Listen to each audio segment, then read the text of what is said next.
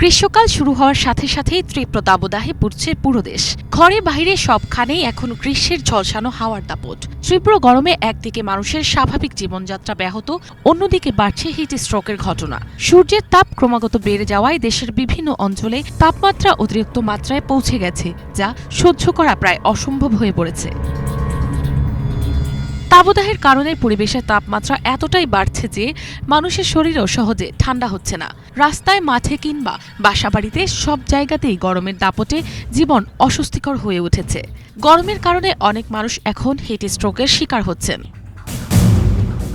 পুড়ে যাচ্ছে ত্বক, শুকিয়ে যাচ্ছে মুখ, বাড়ছে তৃষ্ণা। এমন রৌদ্র ঝলসানো গ্রীষ্মের দাপটে শারীরিক তাপমাত্রা বাড়তে পারে, হতে পারে হিট স্ট্রোক। তাহলে জেনে নেওয়া যাক এই হিট স্ট্রোক কি।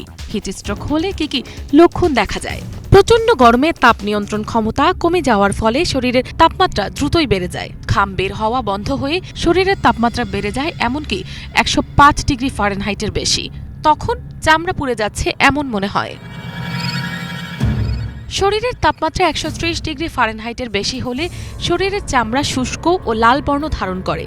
ঘাম নিরসন বন্ধ হয়ে যাওয়া, মাথা ব্যথা, ক্ষুধা মন্দা, বমি বমি ভাব, নাড়ির গতি বৃদ্ধি, ক্লান্তি, শারীরিক দুর্বলতা, মাংসপেশিতে ব্যথা, পেশিতে খিল লেগে যাওয়া, মানসিক বিপর্যস্ততা, এলোমেলো আচরণ, মতিভ্রম, কথাবার্তায় আড়ষ্টতা, খিঁচুনি, অজ্ঞান হয়ে যাওয়ার মতো ঘটনা ঘটতে পারে।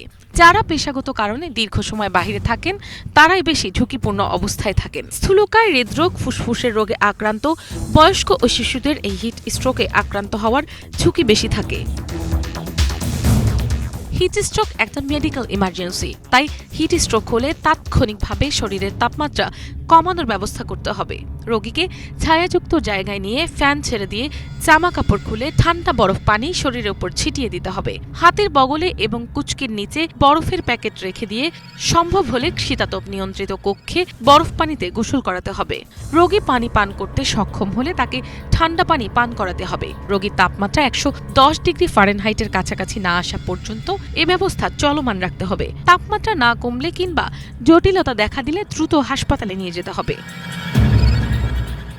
এই গরমে হিট স্ট্রোক থেকে বাঁচতে প্রতি 10 থেকে 15 মিনিট পর পর পানি পান করতে হবে। অতিরিক্ত ঘাম হলে লবণ, লেবুর শরবত খেতে হবে। ঘর থেকে বাইরে বের হলে সঙ্গে পানির বোতল ও ছাতা রাখতে হবে। সুতি কাপড়ের পাতলা ঢিলেঢালা জামা পরিধান করতে হবে যাতে বাতাস প্রবাহিত হতে পারে। এই নিয়মগুলো মানলে আশা করা যায় এই গরমে হিট স্ট্রোক থেকে বাঁচা যাবে, সুস্থ থাকবে শরীরও। মিনালা দিবা, বাংলা ভিশন, ঢাকা।